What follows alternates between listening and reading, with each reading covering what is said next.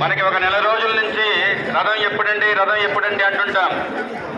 అందులో మన క్షేత్ర పాలకుడు రంగనాథ స్వామి వారంటే ఇంకా మరొక్క విశేషం.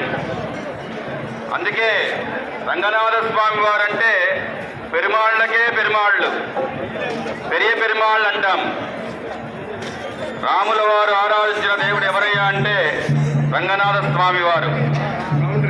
అందుకే చూడండి, ఈ పుర ప్రజలు కానీ, పట్టణ ప్రజలు కానీ, జిల్లా వాసులు కానీ రంగనాథ స్వామి వారి ఉత్సవాలంటేనే రథోత్సవం ఎప్పుడు అంటారు. అందుకోసంగా అన్ని శాఖల వారు కూడా ఒక నెల రోజుల నుంచి శ్రమించి మన భక్తులకందరికీ కూడా ఆనందంగా ఉండేటట్టుగా అన్ని శాఖల వారు కూడా అన్ని ఏర్పాట్లు చేసి ఉన్నారు. అది మనం అనుసరించి